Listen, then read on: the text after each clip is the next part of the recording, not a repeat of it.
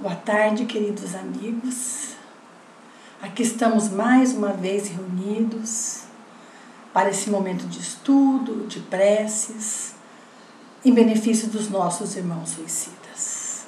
Convidamos a todos para que possamos juntos elevar os nossos pensamentos a esse Pai amoroso, a essa espiritualidade querida e amiga que nos assiste. Mestre Jesus, que conheceis todas as nossas imperfeições, que nos ama profundamente, auxilia-nos a compreender as leis divinas, faz-nos entender o Teu Evangelho de luz, ensina-nos a aplicá-lo em nossas vidas, a fim de que sejamos cada dia melhores do que fomos ontem. Auxilia-nos, Mestre, a reconhecermos e corrigirmos em nós as nossas falhas, as nossas imperfeições. Dai-nos força e coragem para sermos humildes e mostrai-nos o caminho da iniciativa para solucionarmos as nossas dificuldades. Mostra-nos, Senhor, o caminho da persistência para evitarmos o desânimo, o caminho da caridade para evitarmos o egoísmo e podermos dividir com nossos próximos, com o nosso próximo, nossos irmãos, os benefícios que recebemos de Ti todos os dias. Esteja sempre conosco, Mestre Jesus, hoje, agora e sempre. Que assim seja, graças a Deus. Graças a Deus, graças a Jesus. Então, queridos amigos, aqui estamos dando início, a esse pequeno estudo, e a mensagem de hoje será em relação a uma passagem do Evangelho de Jesus que está em Mateus, no capítulo 8, do versículo 23 a 27, que ele nos traz uma importante lição para todos nós aqui. Quando ele disse, entre aspas, Mateus nos traz: Jesus entra no barco com seus discípulos e seguem no lago de Genezaré, naquele imenso mar da Galileia. E as tempestades eram muito comuns naquela época, e aquele barquinho era tão simples, tão humilde, tão pequeno, era apenas um barco de pescadores, e poderia, desta forma, sofrer graves consequências caso houvesse alguma tempestade, inclusive trazendo um imenso perigo a toda a tribulação que ali estava, que era os discípulos do Cristo, Mas há alguns detalhes na passagem que nós gostaríamos de chamar a atenção. E tendo ele embarcado no barco, como ele diz ali, tendo ele embarcado no barco, ele quem? Quem é ele? Ele tendo embarcado no barco. Quem é ele? Jesus. E seus discípulos o seguiram. Os discípulos o seguiram. Então vamos imaginar, tentar imaginar essa cena, Então, um barquinho pequeno, que cabia mais ou menos por volta de 10 pessoas. O mestre entra primeiro no barco e em seguida os seus discípulos. Isso nos leva a pensar, a refletir sobre essa circunstância de que a iniciativa de entrar no barco foi primeiro de Jesus. Olha só, de Jesus. Não havia ninguém ainda. Jesus tomou a iniciativa, ele tomou a dianteira e posteriormente é que veio os seus discípulos. Então, isso é muito importante, esse fato, essa passagem é muito importante, exatamente por quê? Porque ela vai definir todo esse versículo, Se Jesus tomou a iniciativa de entrar primeiro no barco, isso nos leva a pensar o quê? Que Jesus é o Cristo que dirige o planeta Terra, o nosso planeta Terra. Ele é o que dirige, ele é o que governa. né? Ele é aquele espírito do mais alto grau de pureza. Ele, Jesus, né? Inclusive, ele já ocupa uma hierarquia dos Cristos, né? Quem quiser estudar um pouco melhor sobre isso, basta pesquisar na Revista Espírita de 1868, do mês de fevereiro, tá? Kardec, ele tem um artigo que fala sobre isso, que é intitulado Os Messias do Espiritismo, tá? Então, vamos voltar aqui. Fazendo uma comparação, então, vamos novamente refrisar. Quem entrou primeiro no barco foi Jesus. Antes, então, se nós trouxermos para o momento de agora, para as dificuldades que estamos vivendo, para a nossa vida cotidiana, então Jesus tomou a iniciativa de entrar primeiro no barco, depois os discípulos. Então, isso quer dizer que nós, né, já estamos aqui. E Jesus, ele formou esse planeta e nós aproveitamos que ele já tinha formado tudo, então aí nós viemos para cá. Então ele veio antes, Jesus veio antes. O Cristo nunca está atrás de nós. O Cristo sempre esteve à frente de nós, desde a formação do mundo.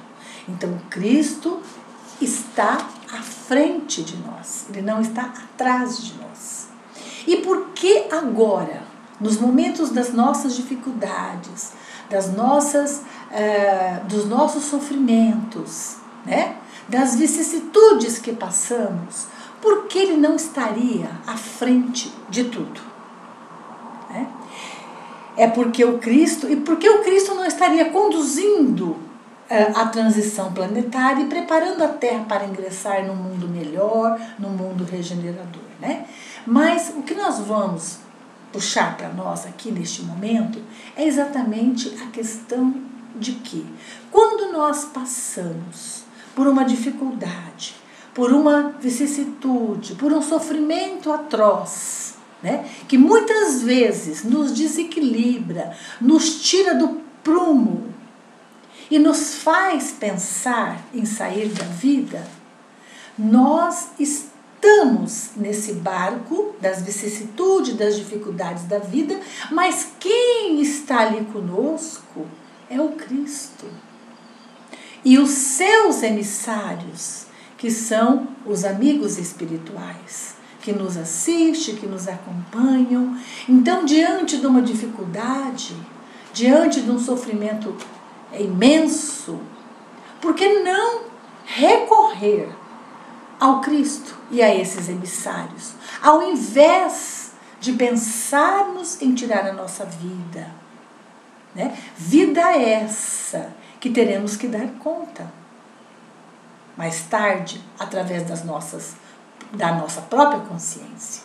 Então, os discípulos entram no barco e o barco sai, o barco começa a andar, né? Naquele mar revolto, naquele mar, vamos dizer, com muitas ondas. E aí veio a tempestade.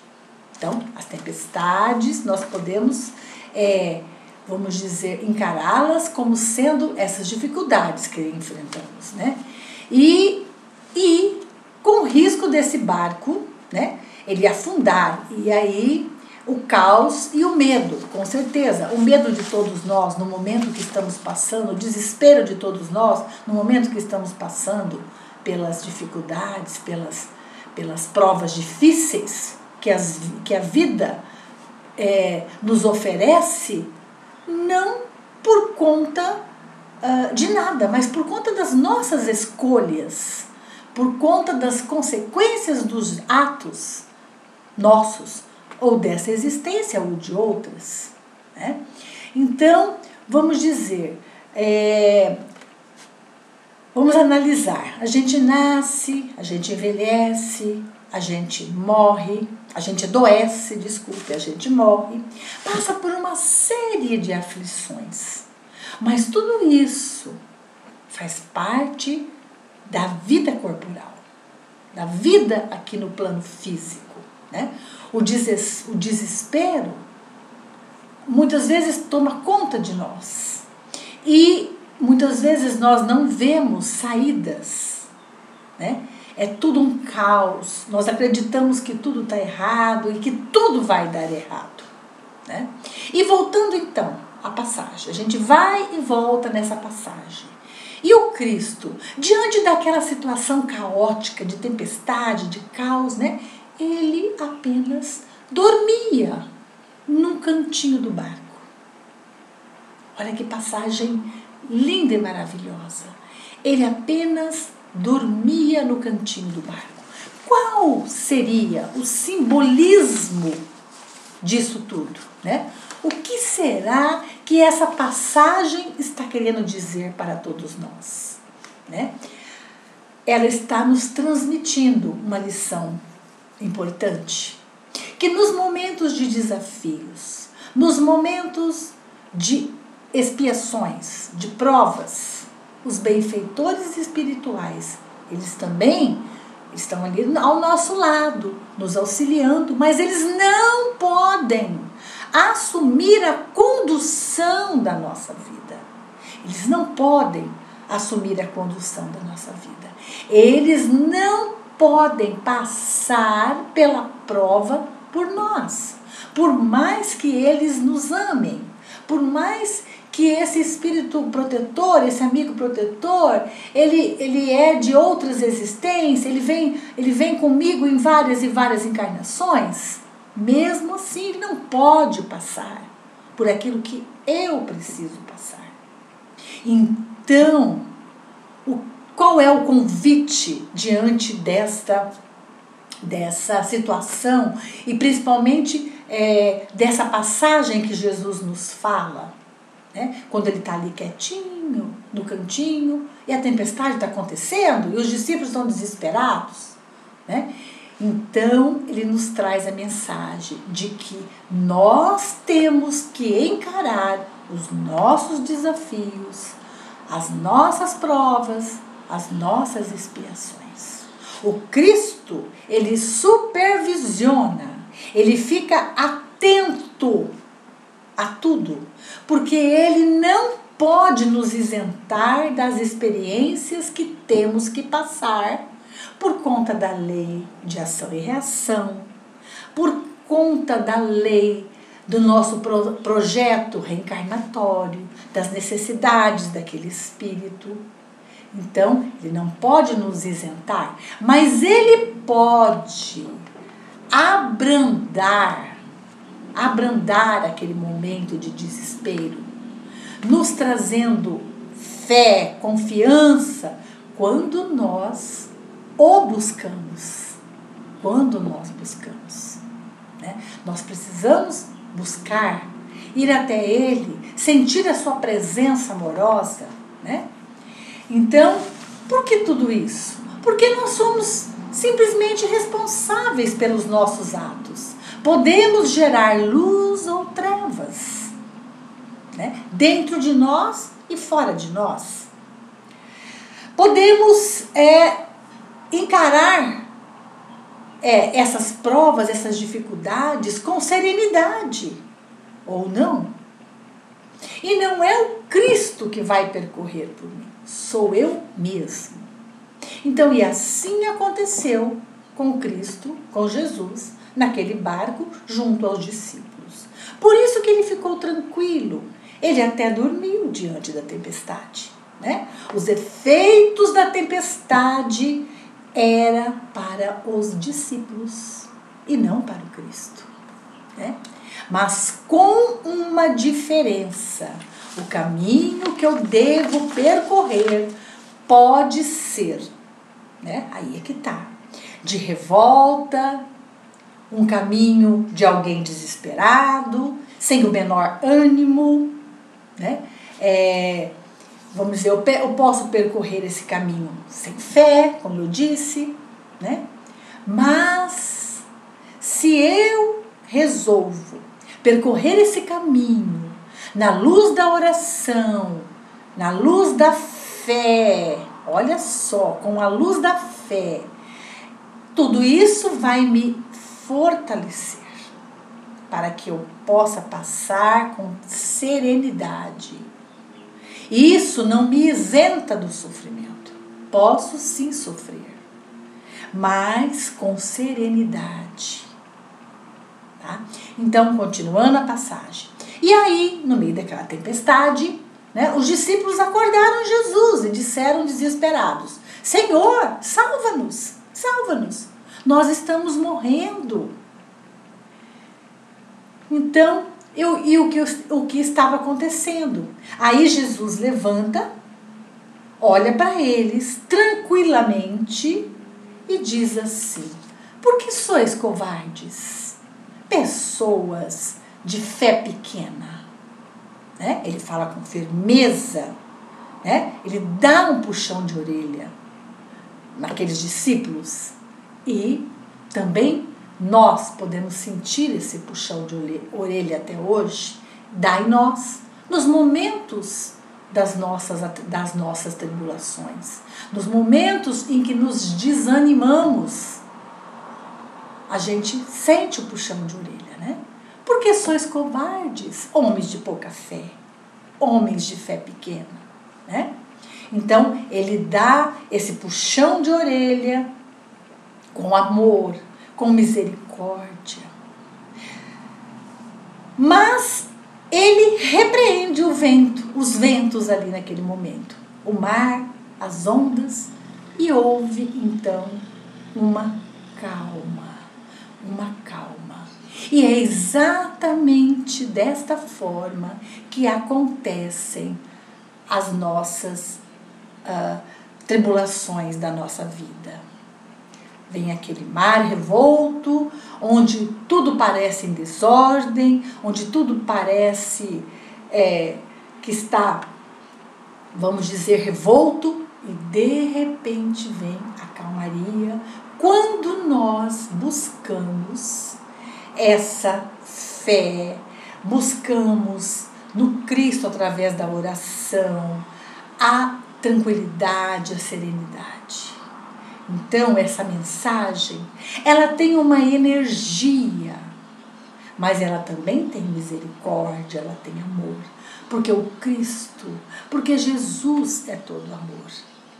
Então, com toda certeza, meus queridos irmãos, no momento de sofrimento, de desespero, podemos ter a certeza que o Cristo nos assiste através dos seus benfeitores, através dos amigos espirituais, do nosso anjo de guarda, do nosso guia protetor. Então, vamos, ao invés de pedir a isenção daquela dor, vamos pedir a calma, a serenidade, o entendimento, a fé e a esperança em dias melhores. É exatamente dessa forma que nós vamos conseguir atravessar todas essas situações que outrora nos desequilibrariam com mais serenidade. E acreditemos que viver vale a pena. Que Jesus nos abençoe. Então, convidamos a todos nesse instante para fazermos a prece a esses nossos irmãos que, diante de todas as tribulações, das vicissitudes que a vida trouxe a eles, mesmo assim, eles não conseguiram visualizar essa calmaria após a tempestade, não conseguiram buscar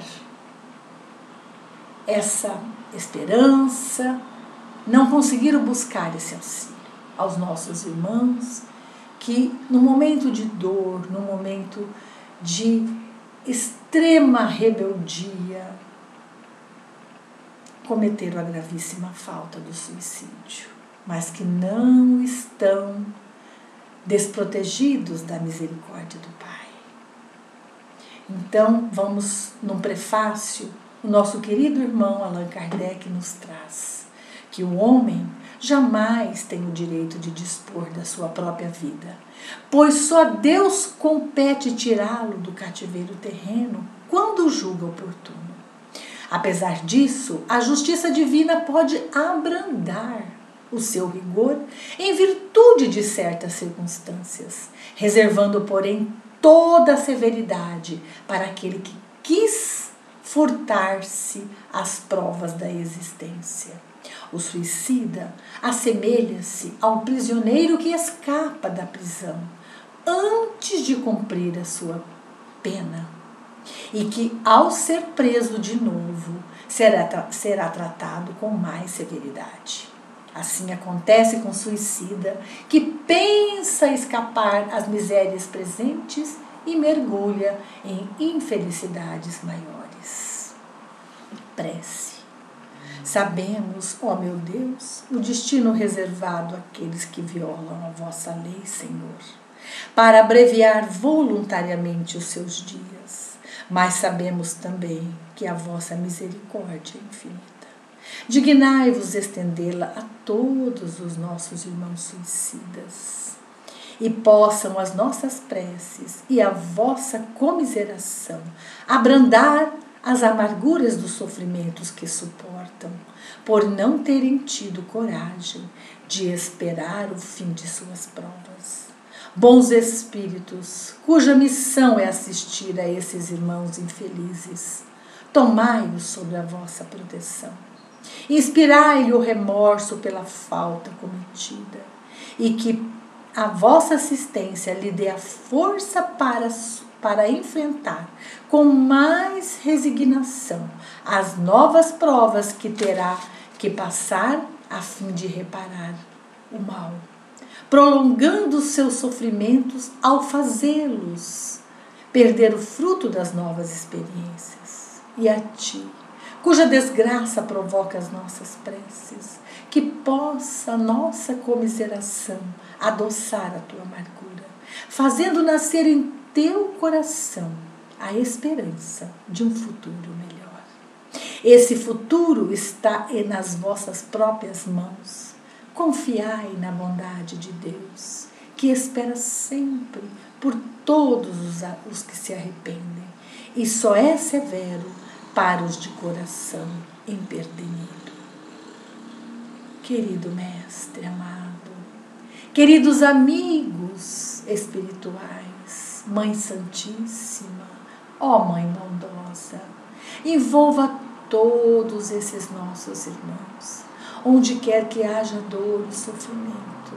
Mãe querida, envolva esses nossos irmãos que saíram da vida através das portas do suicídio, que eles possam se refazerem, que eles possam ter a oportunidade de uma nova experiência na carne. Mãe querida, envolver a todos, envolva todos, envolva também aqueles que trazem consigo esse pensamento autodestruidor. Fortaleça-os na fé, na esperança, no amor. E assim, nós despedimos. Muito obrigada, gratidão, gratidão. Que assim seja. Graças a Deus. Graças a Deus, meus irmãos. Uma boa tarde a todos.